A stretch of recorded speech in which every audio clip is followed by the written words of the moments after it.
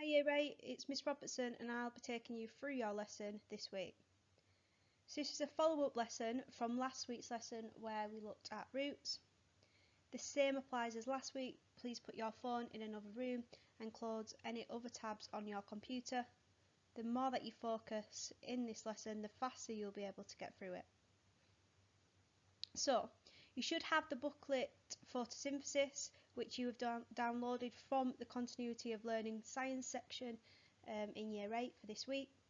If you prefer to do work on your computer, then you can complete the work on Word. If not, you should have a paper copy, or you should be completing all the questions on a piece of paper. Remember though, you need to send a photo of your work or the Word document to your science teacher each week so that we know that you have completed it. Again, anything that you struggle on, you can always stop the video, rewind it and then listen again. You can also use BBC Bite Size, so if you just Google BBC Bite Size Key Stage 3 Photosynthesis, it will have all the relevant content that will be going through this lesson. And then lastly, don't give up, keep working hard and it will be worth it for when we finally get back to school.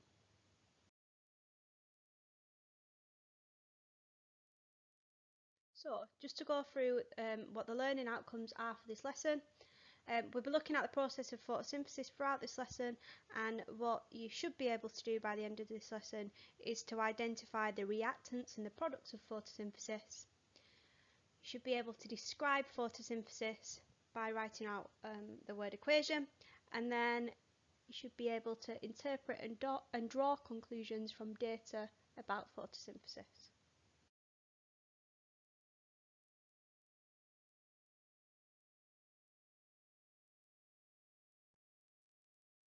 So if you look at your photosynthesis booklet, you should be able to see the Do Now task, which is at the top of the sheet. So these Do Now questions are based on the content that we looked at in last lesson. I'd like you to have a think about what you can remember, have a go at these questions. Whilst you're having a go at these questions, you're going to need to pause the video. You could use your notes from last week if you're struggling on any of the questions. And then once you've tried all of the questions, restart the video and we'll go through the answers on the next slide.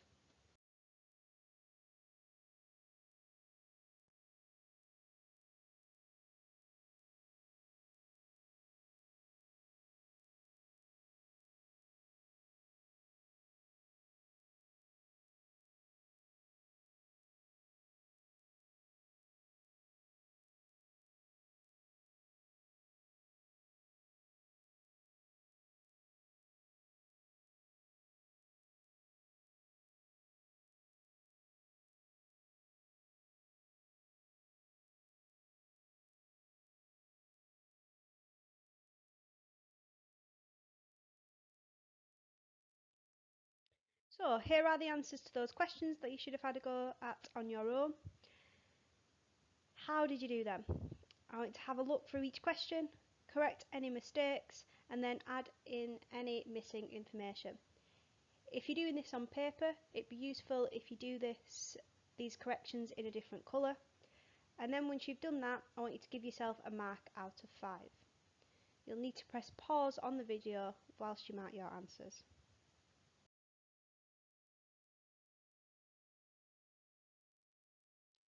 So underneath the Do Now task, in your booklet you should be able to see a KPI task. It looks just like the one that I've put on the slide.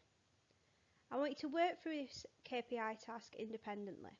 Most of the stuff that comes up in this KPI task is going to be focused on the work that you did last lesson. It should take you about 10 minutes, so you should time yourself about 10 minutes to do this, and you should pause the video while you're doing this. Remember, KPI tasks are really important as they allow you to see how much you've learned in the previous lessons. Once you've completed the KPI task and you've given yourself 10 minutes to do this, restart the video and we'll go through the answers.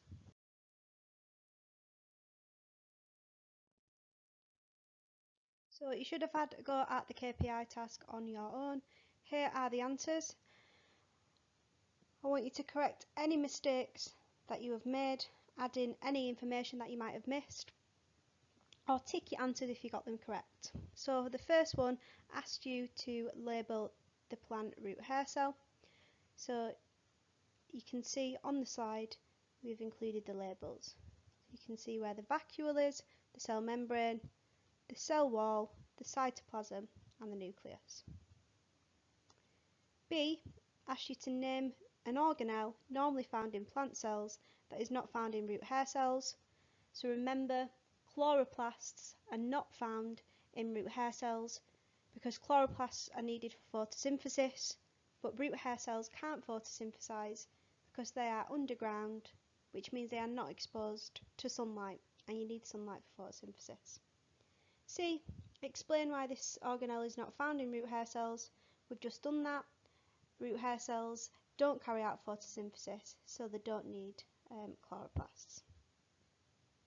D said name 3 substances that are taken up by the roots. So water is taken up by the roots, mineral ions and nitrate ions are taken up by the roots. And then the last part of the KPI task asks you to describe and explain 2 ways the root hair cell is adapted for its job.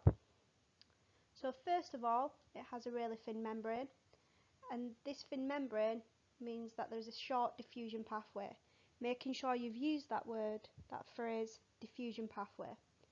And that means that the ions and water have a very, very short pathway to travel through in order to get into the cell. The next way it is adapted is by its shape. So it is elongated, which just means that it's long. It has a very long cell membrane, which means it gives it a large surface area to make absorption of water and minerals as fast as possible, because there's lots of space for them to get into the cell. And then the last one, it's got many mitochondria. Remember, mitochondria release energy, they're like the powerhouse of the cell, and that energy is needed for active transport.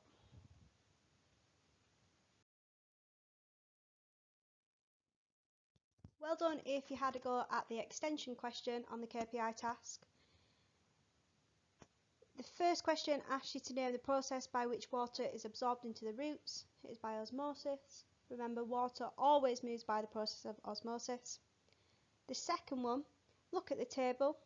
Explain why root hair cells cannot absorb minerals by diffusion. You should have said there is a lower concentration of all 3 minerals, of all 3 ions in the soil than there is inside the cell. So if they did move by diffusion, they would be moving out of the cell from a high to a low concentration rather than into the cell. Then 2b says name the process by which mineral ions are absorbed. They can't be absorbed by diffusion, so they have to be absorbed by active transport. Active transport, remember, is the movement of ions from a low concentration to a high concentration.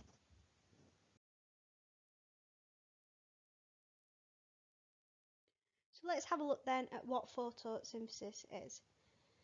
So you've most definitely heard of photosynthesis before. Photosynthesis is a process, a chemical reaction, which takes place inside plant cells. More specifically, it takes place inside plant cells in small organelles called chloroplasts. Chloroplasts contain a green substance called chlorophyll. This absorbs light energy from the sun needed to make photosynthesis happen. Plants can only carry out photosynthesis when it's light. The oxygen produced in photosynthesis is released into the air from leaves. The glucose produced from photosynthesis can be turned into other substances that plants need, such as starch and plant oils. These are all used as energy stores. This energy can be released by respiration. Photosynthesis is a process, but it's also a chemical reaction. We're going to have a look at the word equation for photosynthesis in the next slide. But what happens is carbon dioxide reacts with water and it releases that glucose, which is the plant's energy source, and it also releases oxygen. We don't carry out photosynthesis, so animals don't carry out photosynthesis because we get our energy from the food that we eat.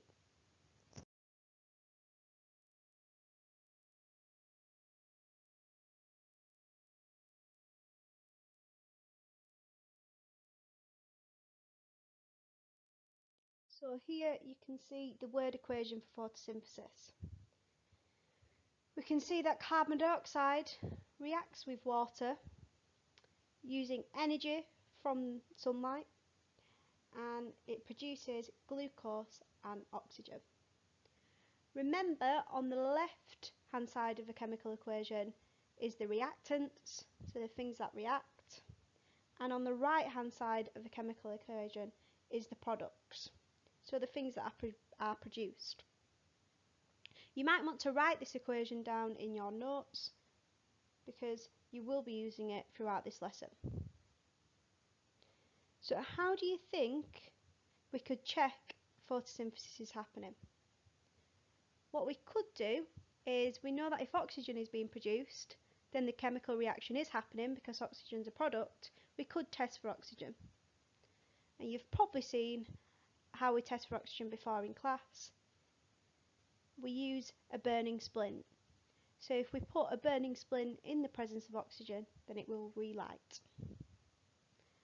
And also, we could test for oxygen in water plants by looking for bubbles, because oxygen is a gas, so if the plant is underwater, it will produce bubbles.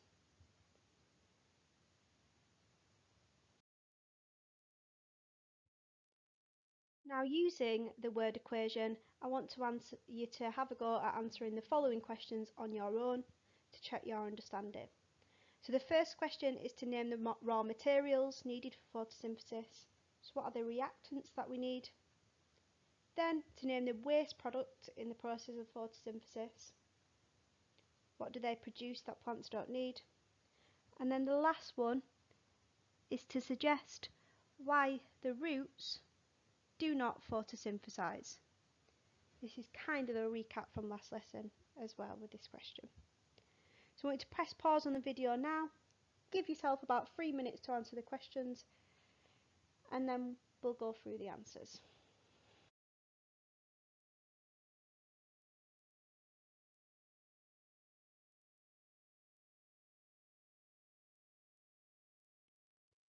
So have a look through your answers and check you got them correct. So the first one, the raw materials needed for photosynthesis are carbon dioxide and water. So give yourself a mark if you got carbon dioxide and a mark if you got water. The second one, worth 1 mark, was named the waste product in the process of photosynthesis, is oxygen. So plants don't need oxygen, but obviously they release oxygen into the atmosphere and then we breathe in that oxygen because we need oxygen. Question number 3, suggest why roots do not photosynthesize. And they don't photosynthesize, remember, because in order for photosynthesis to happen, you need sunlight, and they are not exposed to sunlight, they are underground. So they don't have any chloroplasts and they don't have any chlorophyll.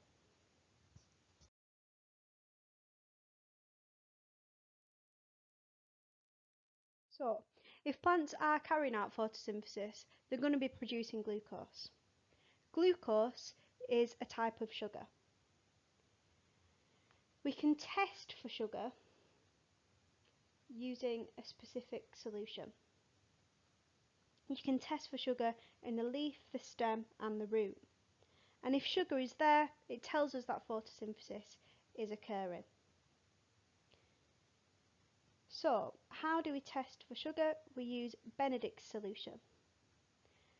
There will be a colour change if sugar is present. So we can see when we add Benedict's solution, if you have no colour change, if it's still blue, then you have no sugar present. If it goes a little bit green, or yellow, it means that there's a very low amount of sugar present, so photosynthesis is occurring but not very rapidly. And then orange and red means that photosynthesis is occurring quite frequently and quite rapidly, because that means a lot of sugar is present.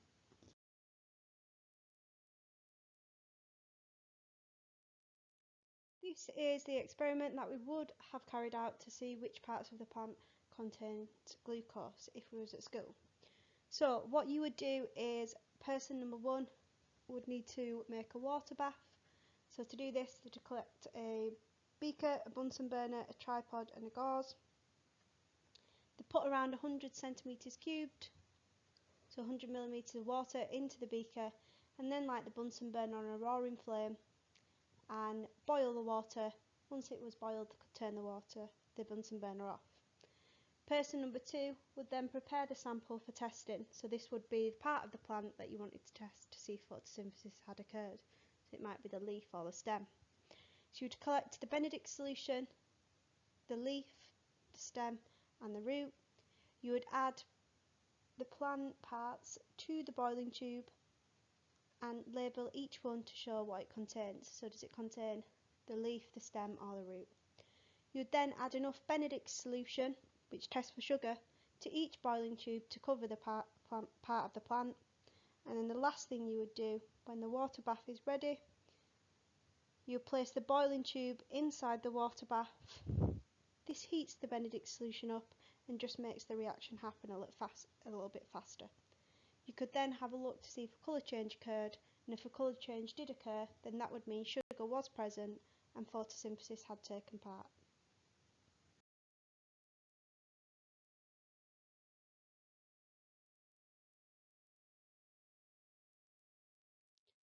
I'd like to have a go at these questions now.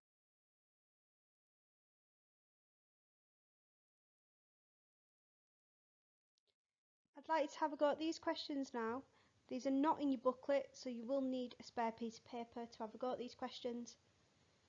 So the first question is to write the word equation for photosynthesis and then label the reactants and the products. The second question asks you to write a side heading called testing for sugar, and then what I want you to do is write 2 to 3 sentences to say how you would test for sugar, naming the chemicals used. So that's just describing what I've gone through on the last few slides. And then the last one, I want you to predict the results of the experiment. Where do you think we would have a colour change? Where would sugar have been produced? Where would photosynthesis have taken place? Try and answer these questions all in full sentences.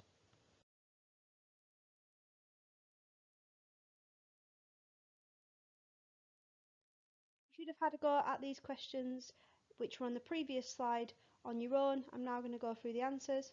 So the first one asks you to complete the word equation for photosynthesis. So that is carbon dioxide plus water gives us glucose and oxygen. Carbon dioxide and water are on the left, so they are the reactants, and glucose and oxygen are the products.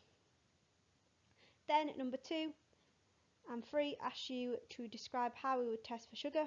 So you should have said to test for sugar, we would place a piece of the plant into a test tube, cover it with Benedict solution, and then place it in a water bath and heat for about 5 minutes. Then your prediction. So if there is sugar present, the solution, the Benedict solution, is going to turn from blue to orange or red. We would predict that the leaves will change colour the most because the leaves are the main place where photosynthesis happens. Roots will not change colour because remember they don't have any chloroplasts, so they can't carry out photosynthesis, so they'll stay blue because no sugar is present.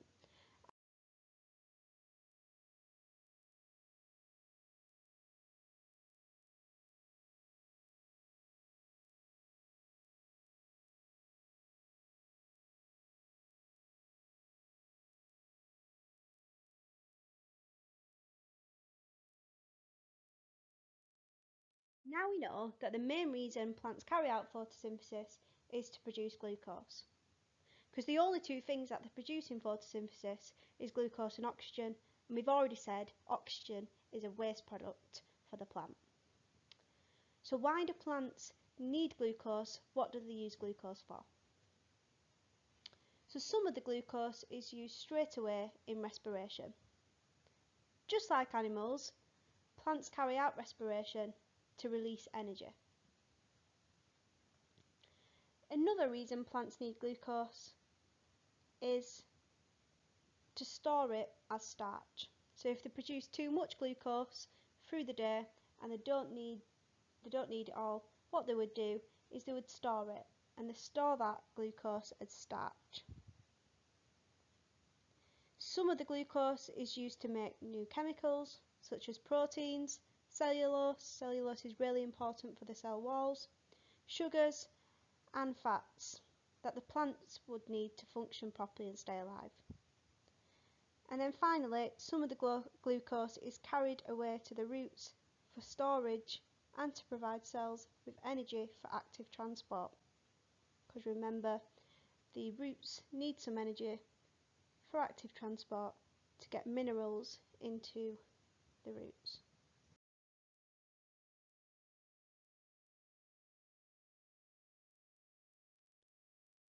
The final bit of this lesson I'm going to ask you to do is to complete the questions on the slide.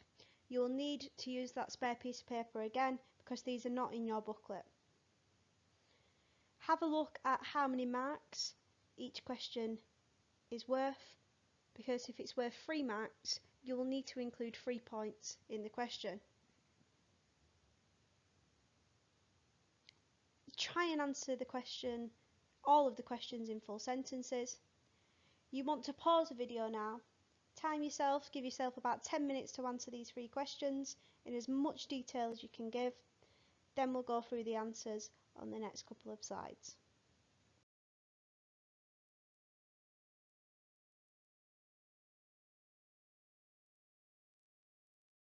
Here is the answer to question 1. So you want to pause the slide, you want to check your answers, check your understanding, correct any mistakes and add any missing information in.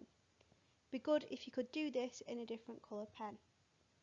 Make sure you're checking all of your spellings as well.